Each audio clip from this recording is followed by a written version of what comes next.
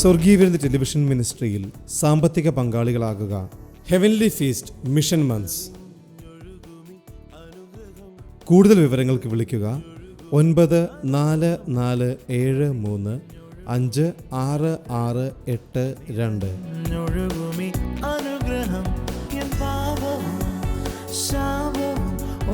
വരൂ, യേശുവിനായി സുവിശേഷത്തിനായി വിതറാം, വാരി വിതയ്ക്കാം. TV പ്രേക്ഷക സംഗമവും വിടുതൽ ശുശ്രൂഷയും തിരുപ്പൂരിൽ മെയ് 5 ചൊവ്വ. ശുശ്രൂഷകൾ വൈകിട്ട് 6 മണി മുതൽ. Ramaswamy Muthammal Kalyana Mandapam, Palladam, Tiruppur road, total gas പമ്പിന് സമീപം. TV പ്രേക്ഷക സംഗമവും വിടുതൽ ശുശ്രൂഷയും കോയമ്പത്തൂരിൽ മെയ് 6 ബുധൻ. ശുശ്രൂഷകൾ വൈകിട്ട് 6 മണി മുതൽ. Gujarati Samaj auditorium, Mettupalayam road, RS പുരം, സെൻട്രൽ തിയേറ്ററിന് സമീപം. പാടുമെന്റെ നാഥനായി നവകീർത്തനം ഇനി എന്നുമേ നിറയും ഹൃദയമാകെ നന്ദിയാശുനാഥൻ ശാപമാകെ ഏറ്റതാ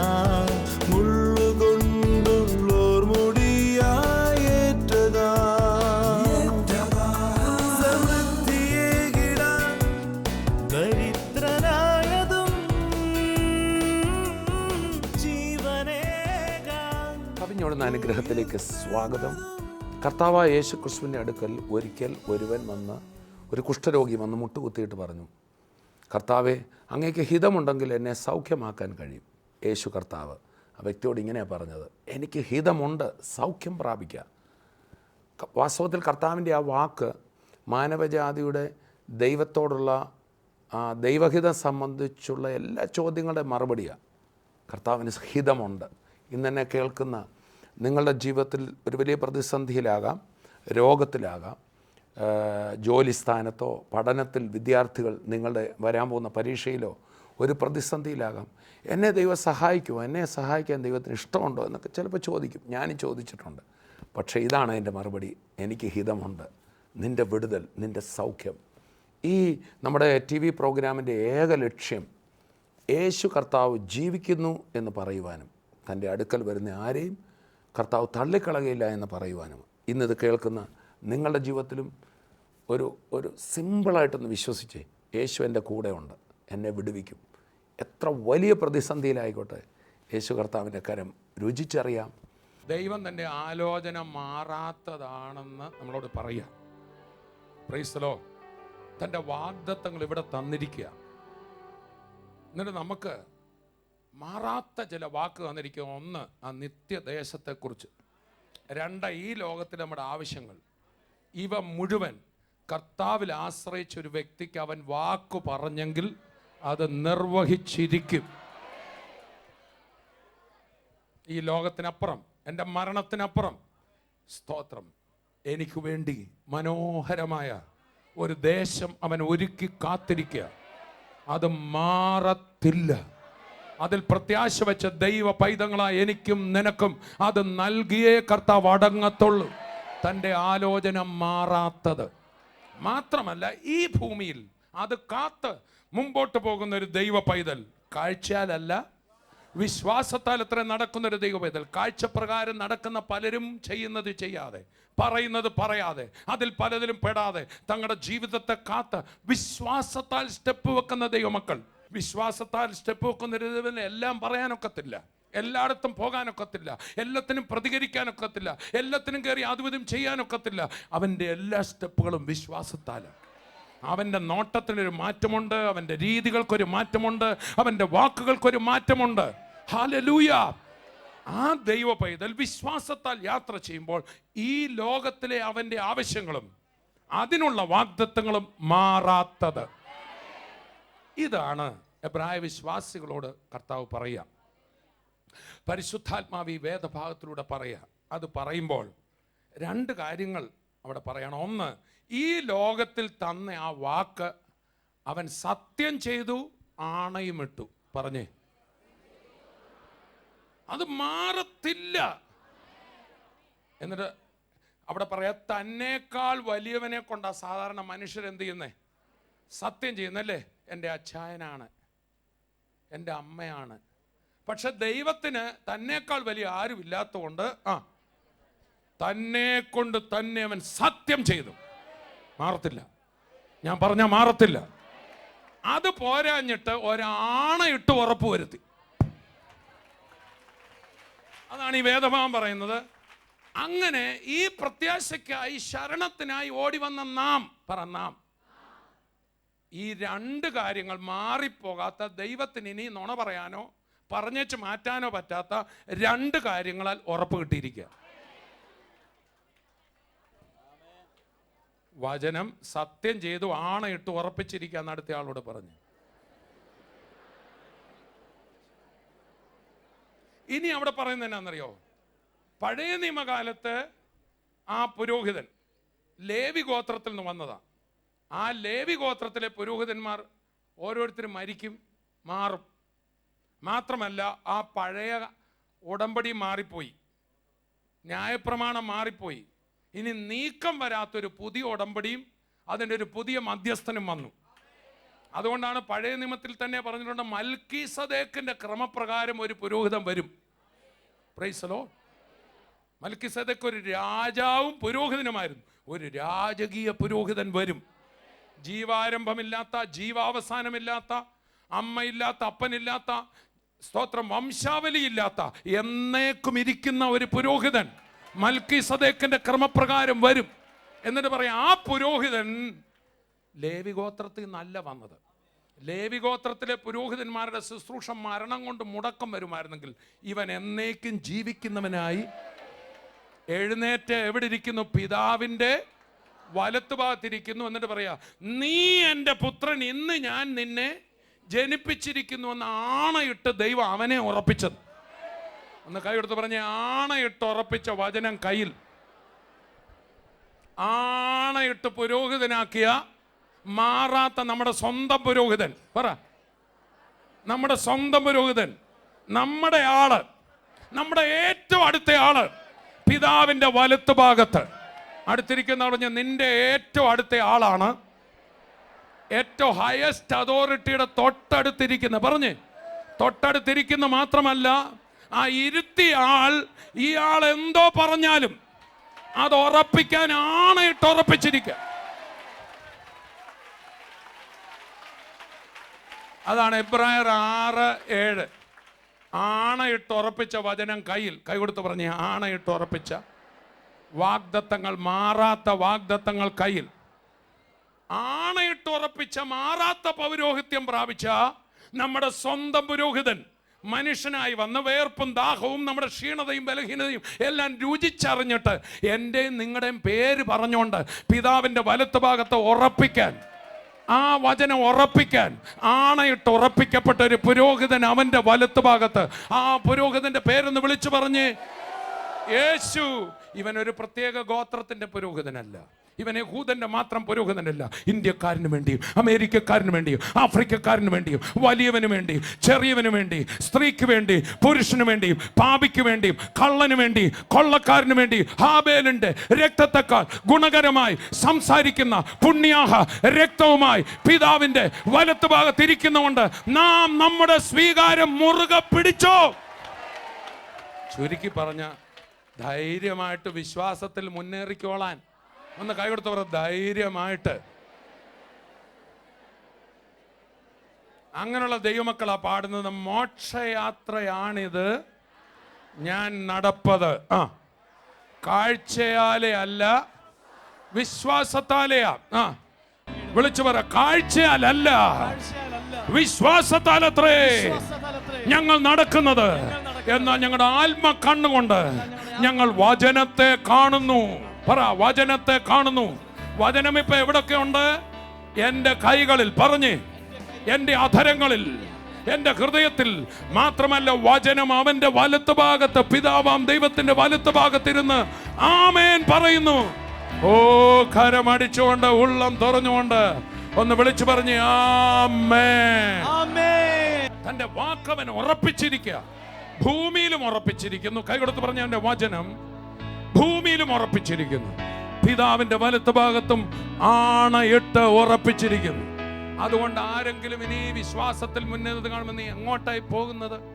പ്രാർത്ഥിച്ചിട്ടെന്തോ ഗുണം കിട്ടി, കുറെ നാളായല്ലോ എന്നൊക്കെ വാക്കുകളുടെ മുമ്പിൽ പതറാനല്ല, അവിടെ പറയേണ്ട ഒരു വാക്കുണ്ട്, ആമേൻ. പറ, ഉറക്കെ പറ, ആമേൻ. ദൈവ സൃഷ്ടിയുടെ ആരംഭമായി ആമേൻ എന്ന പേരുള്ളവൻ തന്റെ വചനത്തിന് ആമേൻ. വാഗ്ദത്തങ്ങൾ എത്ര ഉണ്ടെങ്കിലും ആമേൻ എന്ന് പറയുന്നവൻ പിതാവിന്റെ വലത്ത് ഭാഗത്ത്. അതുകൊണ്ട് ദൈവത്തിന്റെ പൈതലെ, നാട്ടുകാർ പറയുന്ന വാക്ക് കേട്ട്, വീട്ടുകാർ പറയുന്ന വാക്ക് കേട്ട് നിന്റെ മനസ്സും സ്വന്തം ജഡവും നെഗറ്റീവായി അകത്ത് സംസാരിക്കുമ്പോഴും എന്റെ കർത്താവ് എനിക്ക് മതിയായവൻ, കാഴ്ചയാലല്ല വിശ്വാസത്താലത്രേ ഞാൻ നടക്കുന്നത്. ഞാൻ പരാജയപ്പെടത്തില്ല, ഞാൻ താഴ്ച പ്രാപിക്കത്തില്ല, ഞാൻ ഉയർച്ച തന്നെ പ്രാപിക്കും എന്ന് വിളിച്ചു പറയുമ്പോൾ ദൈവത്തിന്റെ പൈതലെ, സ്വർഗത്തിൽ ഒരാൾ തുള്ളിച്ചാടി ആമേൻ ആമേൻ എന്ന് പറയുക. കരമടിച്ച കർത്താവിനെ ഒന്ന് സ്തുതിച്ചേ.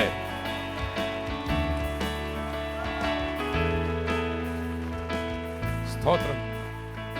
ദൈവമക്കൾ, ഇവിടെ പ്രതികൂലത്തിന്റെ മധ്യത്തിൽ ഞാൻ ആത്മാവിലൊരു ദർശനം കാണുക. യെസ്, ഞാൻ പ്രസംഗിച്ചുകൊണ്ടിരിക്കുമ്പോൾ എൻ്റെ അകത്തൊരു ദർശനം കാണും. ഈ പ്രതികൂലമൊക്കെ വരുമ്പോൾ നമ്മളിങ്ങനെ തലകുനിച്ചിരിക്കുമ്പോൾ യേശു ആകെ അവിടെ കളഞ്ഞു എന്നൊരു മട്ടില.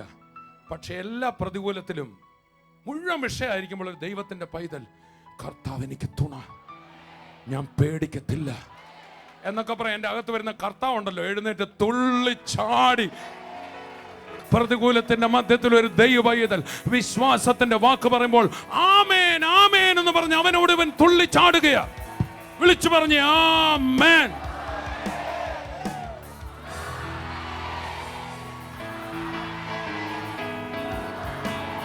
യെസ്, പറ. വാക്കിൽ അത്ഭുതമുണ്ട്. അത് യേശുവിന്റെ പേരാ, അത് വാഗ്ദത്തത്തിന്റെ ഉറപ്പാ, അതവന്റെ വാക്ക് മാറത്തില്ലെന്നുള്ള ഉറപ്പാ. വിളിച്ചു പറ ആമേൻ.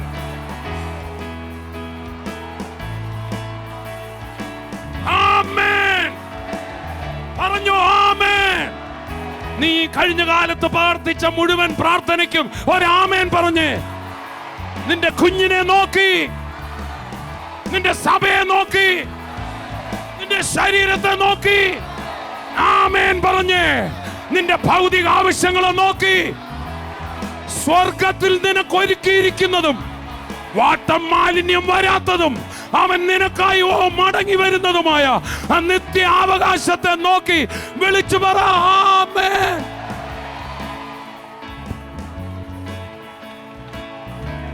ഒന്ന് കരമടിച്ച് ഉള്ളം തുറന്ന് കർത്താവിനെ സ്തുതിക്കുമോ?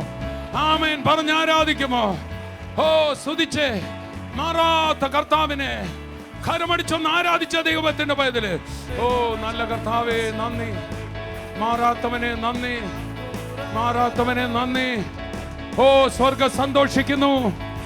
ദൈവത്തിന്റെ പൈതലെ, ആ വിഷയം താമസിച്ചു കാണും. നീ പ്രാർത്ഥിച്ച കാര്യം നടന്നില്ലെന്ന് തോന്നുമായിരിക്കും. നോ, അത് ആ ഏറ്റവും മനോഹരമായി നിനക്ക് വേണ്ടി അവൻ ചെയ്തിരിക്കുക.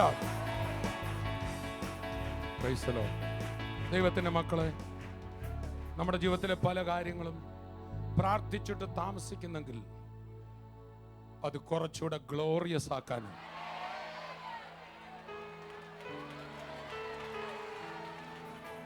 ആ വിടുതൽ കുറച്ചുകൂടെ മഹത്വപൂർണമാക്കാൻ, ആ വിടുതൽ കുറെ പേർ കൂടെ അനുഗ്രഹത്തിന്റെ കാരണമാക്കാൻ യേശുക്രിസ്തുവിന്റെ 3.5 വർഷത്തെ ശുശ്രൂഷയിൽ ഒത്തിരി രോഗികൾ സൗഖ്യമായി, ഒത്തിരി ബന്ധനസ്ഥർ വിടുതലായി. കർത്താവ് ഏറ്റവും ഒടുവിലത്തെ ദിവസങ്ങളിൽ ദേവാലയത്തിലേക്ക് പോകുമ്പോൾ, കഴുതമേലേറുമ്പോൾ വിടുതൽ പ്രാപിച്ചവരെല്ലാം ഹോശന്ന പാടി കർത്താവിനെ സ്തുതിക്കുക. വിടുതൽ പ്രാപിച്ചവരുടെ നന്ദി, സ്തുതി, ആരാധന. എന്നാൽ പ്രിയപ്പെട്ടവരെ, നമ്മൾ ആ മത്തായി സുവിശേഷം 21-ാം അധ്യായം വായിക്കുമ്പോൾ വിടുതൽ പ്രാപിച്ചവരുടെ കൂട്ടത്തിൽ 3.5 വർഷത്തെ യേശു ക്രിസ്തുവിന്റെ ശുശ്രൂഷ കഴിഞ്ഞിട്ടും യേശുവേ എന്നോട് കരുണയുണ്ടാകണമേ, എന്നൊക്കെ പറഞ്ഞ ചിലർക്കെങ്കിലും വിടുതൽ കിട്ടിയിരുന്നില്ല. നമ്മൾ വായിക്കുന്നു, പക്ഷെ ഹോശന്ന പാടിയ കൂട്ടത്തിൽ ആ കുരുടന്മാരും ആ മുടന്തന്മാരും വിടുതൽ പ്രാപിച്ചവരോട് ചേർന്ന് സ്തുതിച്ചു. 3.5 കൊല്ലമായിട്ടും ഇതിൻ്റെ പുറകെ നടന്നിട്ടും എനിക്ക് വിടുതലില്ല എന്നും പറഞ്ഞ് അവർ വീട്ടിൽ പോയില്ല. സ്തുതി നിർത്തിയില്ല, ആരാധന നിർത്തിയില്ല. 1-2 പേർ പറഞ്ഞ സ്തുതി നിർത്തരുത്, കൂട്ടണം. ആമേൻ നിർത്തരുത്, കൂടുതലായി പറയണം. ആരാധന കുറയ്ക്കരുത്, വർദ്ധിപ്പിക്കണം. ചിരി അടക്കരുത്, പൊട്ടിച്ചിരിക്കണം. ആർപ്പ് കുറയ്ക്കരുത്, ആർപ്പിട്ട് സ്തുതിക്കണം, ഘോഷിച്ച് സ്തുതിക്കണം. അവൻ ഹല്ലേലൂയ പറഞ്ഞുകൊണ്ടിരിക്കണം. ഒരു വിഷയത്തിൽ വിടുതൽ കണ്ടില്ലെങ്കിൽ അതിനെ നോക്കി സ്തോത്രം ചെയ്ത് സ്തുതിച്ച് ആരാധിച്ച് ബലപ്പെട്ടുകൊണ്ടിരിക്കണം. നമ്മൾ വായിക്കുന്നു, എല്ലാവരും ഹോശന്ന പാടിയ കൂട്ടത്തിൽ കുരുടന്മാരും മുടന്തന്മാരും അവർ ഹോശന്ന പാടി.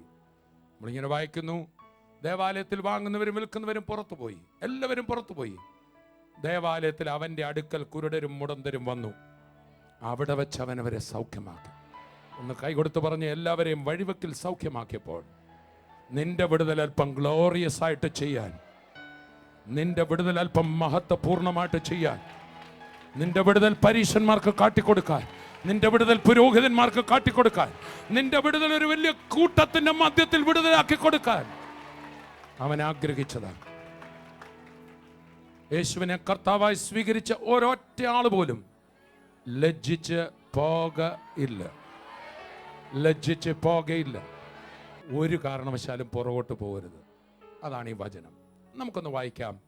വീണ്ടും വായിച്ച വേദഭാവം മുതൽ വായിച്ച് എബ്രായർ 6:13 മുതൽ വായിച്ച് മാത്രം ഞാൻ അവസാനിപ്പിക്കാം. വായിച്ചു. അങ്ങനെ നമ്മുടെ മുമ്പിൽ വെച്ചിട്ടുള്ള പ്രത്യാശ പിടിച്ചുകൊള്ളുവാൻ ശരണത്തിനായി ഓടി വന്ന നാം മാറിപ്പോകാത്തതും ദൈവത്തിന് ഭോഷ്ക് പറവാൻ കഴിയാത്തതുമായ 2 കാര്യങ്ങളാൽ ശക്തിയുള്ള പ്രബോധനം പ്രാപിപ്പാൻ ഇടവരുന്നു. ഏതാ 2 കാര്യങ്ങൾ? ദൈവം നുണയും പറയത്തില്ല, ഇനി മാറാനും പറ്റത്തില്ല. കാരണം എന്ത് ചെയ്തു? സത്യവും ചെയ്തു, ആണയം ഇട്ടു. അതിനെക്കുറിച്ചാണ് അതിന്റെ മുകളിൽ നിന്ന് വായിച്ചേ, 13 വായിച്ചേ.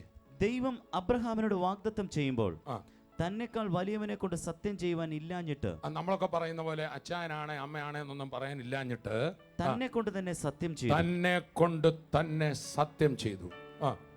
ഞാൻ നിന്നെ അനുഗ്രഹിക്കുകയും നിന്നെ വർദ്ധിപ്പിക്കുകയും ചെയ്യും എന്ന് അരുളി എന്തോ പറഞ്ഞേ? ഞാൻ നിന്നെ വർദ്ധിപ്പിക്കുകയും ചെയ്യുമെന്ന് പറയുമ്പോൾ അവന് കുഞ്ഞുങ്ങളില്ല.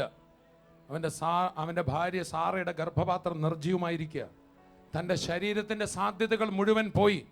അന്നേരം പറയുന്നത്, ഞാൻ നിന്നെ അനുഗ്രഹിക്കുകയും ഞാൻ നിന്നെ വർദ്ധിപ്പിക്കുകയും ചെയ്യും എന്ന് വേറൊരാളെ പ്രതി പറയാനില്ല. എന്നിട്ട് ഞാനല്ലേ പറഞ്ഞെന്നാ പറഞ്ഞ് ഒരു ഹല്ലേലൂയ പറഞ്ഞിട്ട് അടുത്ത വാക്യം. അങ്ങനെ അവൻ ദീർഘക്ഷമയോടെ ഇരുന്ന് വാഗ്ദത്ത വിഷയം പ്രാപിച്ചു. അപ്പൊ നമുക്ക് എന്തോ വേണം? 2 പേരോടൊന്ന് പറഞ്ഞ്, ദീർഘക്ഷമയോടെ, സഹിഷ്ണുതയോടെ. സംഭവം ഏറ്റവും ബെസ്റ്റായി വരുന്നുണ്ടെന്ന് ഒന്ന് കൈകൊടുത്ത് പറഞ്ഞേ. ഓ നന്ദി കർത്താവേ, നന്ദി കർത്താവേ. കോട്ടയത്തെ സഭയെ കർത്താവ് അത് പഠിപ്പിച്ചുകൊണ്ടിരിക്കുന്നത് ഓർത്ത് ഞാൻ കർത്താവിനെ സ്തുതിക്കുക. ദീർഘക്ഷമയോടിരുന്ന് ഈ ആവിയിൽ വീശുന്ന ഞങ്ങൾക്ക് കാണാം. ദീർഘക്ഷമയോടിരുന്ന് ഒത്തിരി പേര് ടവലിട്ട് വീശുന്ന ഞാൻ കാണുന്നു. അവരുടെ ഉള്ളിൽ വലിയ വലിയ കാര്യങ്ങളുള്ളതോർത്ത് ഞാൻ കർത്താവിനെ സ്തുതിക്കുക. ഈ ലോകത്തിലെ കാര്യങ്ങൾ മാത്രമല്ല, നിത്യമായ ദേശം. ദീർഘക്ഷമയോടിരുന്ന അബ്രഹാം എന്ത് ചെയ്തു? വാഗ്ദത്തങ്ങളെ പ്രാപിച്ചു. അടുത്ത വാക്യം. തങ്ങളെക്കാൾ വലിയവനെ കൊണ്ടല്ലോ മനുഷ്യർ സത്യം ചെയ്യുന്നത്. ആണെ അവർ കുറപ്പിനായി സകല വാദത്തിന്റെയും തീർച്ചയാകുന്നു. ഇനി ആരെങ്കിലും ഇതിനെക്കുറിച്ച് വാദിക്കാൻ വന്ന ആണ ഇട്ട് കഴിഞ്ഞാൽ പിന്നെ എന്താ? ഇനി വാദിക്കാനൊന്നും ഷുവറാണ്. ഒന്ന് കൈയെടുത്ത് പറഞ്ഞാൽ ആണ ഇട്ടാൽ പിന്നെ ഷുവറാണ്. ഇനി വാദിക്കാനോ സംശയിക്കാനോ ഒന്നും ഇല്ല. അടുത്ത വാക്യം.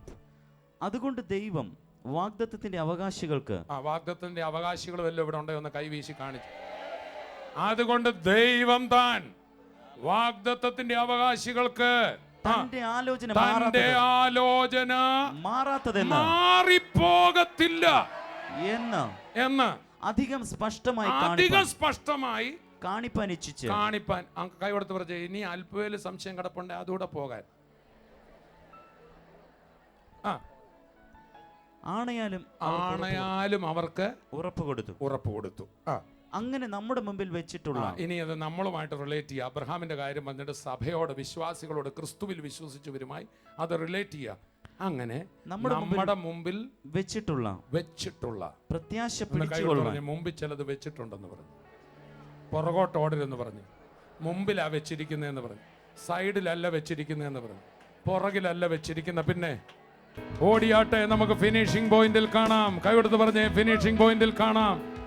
പൗലോസ് പറഞ്ഞ നല്ല പോർ പൊരുതി ഓട്ടം തികച്ചു. അതുപോലെ തന്നെ പൗലോസ് പറഞ്ഞു പ്രാപിക്കാൻ തക്കവണ്ണം ഓടുക. പൗലോസ് പറയാണ് ഓട്ടക്കളത്തിൽ ഓടുന്നവർ അനേകരെങ്കിലും ഒരുവനെ ബിരുദ് പ്രാപിക്കുന്നുള്ളൂ.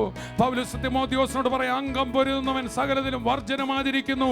നീ നിന്നെ തന്നെ വിശ്വാസത്തിൽ നിന്നെ തളർത്തുന്നു ഒന്നും പിടിക്കാതെ മുൻപോട്ടോടുക. അതുകൊണ്ട് സാക്ഷികളുടെ ഇത്ര വലിയ സമൂഹം നമുക്ക് ചുറ്റും നിൽക്കുന്നുണ്ട്. പഴയ നിയമത്തിൽ വിശ്വസിച്ചവർ ആരൊക്കെ പതറാതെ നിന്നോ അവർക്കൊക്കെ അത്ഭുതം നടന്നു. അതാണ് എബ്രായർ 11. എബ്രായർ 11 എന്താ? വിശ്വസിച്ച് വാഗ്ദത്തം കേട്ടിട്ട് പതറാതെ ഇടയ്ക്ക് വെച്ച് വിട്ടേച്ച് പോകാഞ്ഞവരൊക്കെ എന്തോ കണ്ടു. 1-2 പേരോട് പറഞ്ഞ് ഇടയ്ക്ക് വെച്ച് വിട്ടേച്ച് പോകല്ലേ. അവരൊക്കെ എന്തോ കണ്ടു? അത്ഭുതം കണ്ടവരുടെ ചരിത്രമായ എബ്രായർ 11. എന്നിട്ട് പറയാം, അതുകൊണ്ട് സാക്ഷികളുടെ ഇത്ര വലിയ സമൂഹം നമ്മുടെ ചുറ്റും നിൽക്കുന്നുണ്ട്. സകല പാപവും സകല ഭാരവും മുറുകെ പറ്റുന്ന പാപവും വിട്ട് നമ്മുടെ മുമ്പിൽ വെച്ചിരിക്കുന്ന ഓട്ടം സ്ഥിരതയോടെ ഓടുക. ട്യൂബ്ലൈറ്റ് കത്തുന്ന പോലെയല്ല. സ്തോത്രം. ഇടയ്ക്ക് ഒരു സഭായോഗത്തിന് വെളിപ്പെട്ട് ഭയങ്കര ബഹളമൊക്കെ കാണിച്ചു വെച്ച് പിന്നെ കാണാനേ ഇല്ല. അങ്ങനെയല്ല. സ്തോത്രം. സ്ഥിരതയോടെ. ആമേൻ. എങ്ങനെ?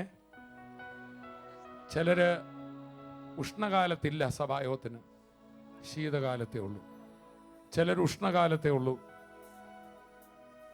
ചിലർക്ക് സാമ്പത്തിക വിടുതലുള്ളപ്പോൾ പിന്നെ സഭായോഗത്തിനില്ല. എല്ലാം ശരിയായ പിന്നെ എങ്ങോട്ട് പോകില്ല, യോഗത്തിനില്ല. ചിലർക്ക് എല്ലാം പോക്കായാലേ യോഗത്തിന് വരത്തുള്ളൂ. അങ്ങനല്ല, സ്ഥിരതയോടെ. കൈകൊടുത്ത് പറഞ്ഞു. വായിച്ചെന്റെ ബാക്കി വായിച്ച എബ്രായർ 6 എത്ര വരെ വായിച്ച്? അങ്ങനെ നമ്മുടെ മുമ്പിൽ വെച്ചിട്ടുള്ള പ്രത്യാശ പിടിച്ചുകൊള്ളുവാൻ ശരണത്തിനായി ഓടി വന്ന നമ്മൾ അങ്ങനെ ഓടി വന്നവരാ. ശരണത്തിനായി, കൃപയാലുള്ള രക്ഷയായത് കേട്ടോ. നമ്മുടെ ഒരു ഗുണം കൊണ്ടുമല്ല. ശരണത്തിനായി ഓടി വരിക എന്ന് പറഞ്ഞാൽ എന്നറിയാവോ? അഭയാർത്ഥികൾ, പേപ്പർ നഷ്ടപ്പെട്ടവർ, ഒന്നും പ്രൊഡ്യൂസ് ചെയ്യാനില്ലാത്തവർ കനിവുള്ള ഗവൺമെന്റിന്റെ അടുക്ക വരുന്നത്. അങ്ങനെയാണ് നമ്മളെ രക്ഷിച്ച കേട്ടോ. ന്യായപ്രമാണം മുഴുവൻ പാലിച്ചിട്ടൊന്നും രക്ഷപ്പെട്ടവരല്ല, പിന്നെ ഓടിപ്പോയവർ, അഭയാർത്ഥികളായി ഓടി വന്നവർക്ക് ഒരു പേപ്പറും ചോദിക്കത്തില്ല. കൈകൊടുത്ത് പറഞ്ഞ അഭയാർത്ഥികൾക്ക് ഒരു പേപ്പറും വേണ്ട, പക്ഷെ സകല പേപ്പറും തരും. ഒന്നും പ്രൂവ് ചെയ്യാനില്ല. അതിൻ്റെ അർത്ഥം ഇനി എങ്ങനെ അങ്ങ് ജീവിക്കാമെന്നല്ല. ഒരു പേപ്പറും ഇല്ലാതെ വന്നവർ, മോശ പറഞ്ഞ ന്യായപ്രമാണത്തെക്കാൾ ബെസ്റ്റായി ആത്മാവിൽ ജീവിക്കുന്ന, നല്ല സാക്ഷ്യം പുലർത്തി ജീവിക്കുന്ന മക്കളാക്കി നമ്മളെ നടത്തുകയാണ്. ശരണത്തിനായി ഓടി വന്ന നാം മാറിപ്പോകാത്തതും ദൈവത്തിന് ഭോഷ്ക് പറവാൻ കഴിയാത്തതുമായ. ദൈവം ഇനി ഈ കാര്യത്തിൽ നുണ പറയത്തില്ലെന്ന് പറ. ദൈവത്തിന് ഭോഷ്ക് പറയാൻ കഴിയാത്തതുമായ രണ്ട് കാര്യങ്ങൾ ഏതൊക്കെയാ? സത്യം ചെയ്തു, ആണയിട്ടു. പറഞ്ഞേ, സത്യം ചെയ്തു, ആണയിട്ടു. ഈ 2 കാര്യങ്ങളാൽ ശക്തിയുള്ള പ്രബോധനം പ്രാപിപ്പാൻ ഇടവരുന്നു. ഇനി താട്ട് വായിച്ചേ. ആ പ്രത്യാശ നമുക്ക് ആത്മാവിന്റെ ഒരു നങ്കൂരം. ആ പ്രത്യാശ എന്തോ ഇട്ട പോലെ ഇളകുന്ന കടലിൽ തകർച്ച വരാവുന്ന കൊടുങ്കാറ്റുകളുടെ മധ്യത്തിൽ ഒരു തിരമാലയ്ക്കകത്ത് നിൽക്കുന്ന കപ്പൽ നങ്കൂരമിട്ട് ഉറപ്പിച്ച പോലെ. ആമേൻ. ഒന്ന് പ്രാർത്ഥിച്ചേ, യേശുവേ എൻ്റെ ജീവിതത്തിലേക്ക് വരണമേ, എന്നെയും ദൈവ പൈതലാക്കി തീർക്കണമേ, അങ്ങേ ഒന്ന് ആസ്വദിച്ചറിയാൻ ഞാൻ ആഗ്രഹിക്കുന്നു. ഒറ്റ പ്രാർത്ഥന നിങ്ങളുടെ ജീവിതത്തെ പാടെ മാറ്റും. നമുക്കിപ്പോൾ പ്രാർത്ഥിക്കാം. ഒരു ജീവിത രൂപാന്തരം ആഗ്രഹിക്കുന്നവർ പ്രാർത്ഥിക്കണം. രക്ഷയുടെ അനുഭവം, പാപമോചനം പ്രാപിക്കാൻ ആഗ്രഹിക്കുന്നവർ, യേശുവിന് മാത്രമേ അത് തരാൻ സാധിക്കത്തുള്ളൂ. രോഗസൗഖ്യം കർത്താവ് ഇപ്പോൾ തരും. നമുക്ക് പ്രാർത്ഥിക്കാം. പിതാവേ, ഞങ്ങളങ്ങേ സ്തുതിക്കുന്നു. ഈ പ്രോഗ്രാം കണ്ടുകൊണ്ടിരുന്ന എല്ലാവരെയും തൃക്കരങ്ങളിൽ സമർപ്പിക്കുമ്പോൾ എൻ്റെ കർത്താവായ യേശുവിൻ്റെ കരം അവരുടെ മേൽ നീട്ടിയതിനായി സ്തോത്രം. യേശുവേ, അങ്ങയിൽ വിശ്വസിക്കുന്നവർക്ക് പാപമോചനമുണ്ട്, നിത്യജീവനുണ്ട്. ഈ കേട്ടുകൊണ്ടിരിക്കുന്ന ഓരോ വ്യക്തികളും എൻ്റെ കർത്താവിൻ്റെ അത്ഭുതകരം ആസ്വദിക്കട്ടെ. പാപമോചനവും വിടുതലും നിത്യജീവൻ്റെ പ്രത്യാശയും പ്രാപിക്കട്ടെ. രോഗബന്ധനങ്ങൾ അഴിയട്ടെ. ഡോക്ടർമാർ പോലും കൈവിട്ടെടുത്ത് എൻ്റെ കർത്താവിൻ്റെ കരം നീട്ടി വിടുവിക്കുന്നതിനായി സ്തോത്രം. പ്രാർത്ഥന കേട്ടതിനായി നന്ദി. യേശുവിൻ നാമത്തിൽ പിതാവേ, ആമേൻ, ആമേൻ, ആമേൻ. കർത്താവ് വലിയ വിടുതലുകൾ നിങ്ങളുടെ ജീവിതത്തിൽ തന്നിട്ടുണ്ടെന്ന് എനിക്കറിയാം. അത് ഞങ്ങളെ അറിയിക്കണമേ. നിങ്ങളുടെ ജീവിതത്തിൽ കർത്താവ് ഈ പ്രോഗ്രാമിലൂടെ ഒരു വിടുതലോ സൗഖ്യമോ തന്നെങ്കിൽ നമ്മുടെ TV പ്രേക്ഷക മീറ്റിങ്ങുകളിലൊന്നിൽ നിങ്ങൾ വരണം. ക്രൂസേഡിൽ വരണം. നിങ്ങളുടെ സാക്ഷ്യം പറയണം. കർത്താവ് നിങ്ങളെ അനുഗ്രഹിക്കട്ടെ. എല്ലാ ദിവസവും നമുക്കിതേ ചാനലിൽ ഈ എപ്പിസോഡ് ഉണ്ട്. അടുത്ത എപ്പിസോഡിൽ കാണും വരെയും കർത്താവ് തൻ്റെ കൃപയിൽ നമ്മെ സൂക്ഷിക്കട്ടെ. I bless you in Jesus name. Amen. സ്വർഗീയ വിരുന്ന് ടെലിവിഷൻ മിനിസ്ട്രിയിൽ സാമ്പത്തിക പങ്കാളികളാകുക. Heavenly feast mission months. प्रेम का കൂടുതൽ വിവരങ്ങൾക്ക് വിളിക്കുക 9443566682. है तू।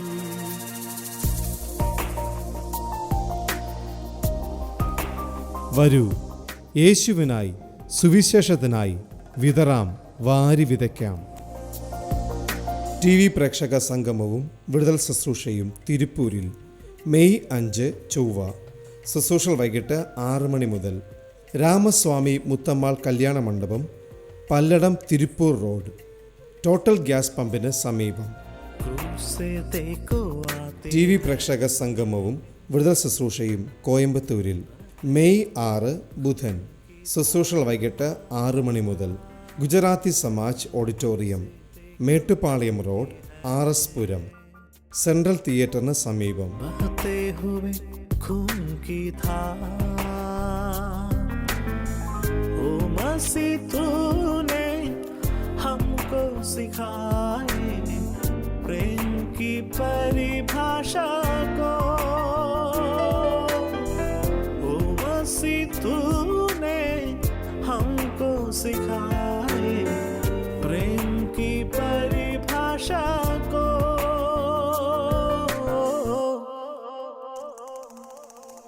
प्रेम का सागर है तू, चांदी का राजकुमार है तू। चरणों में आकर हाथ उठाकर करते हैं तेरे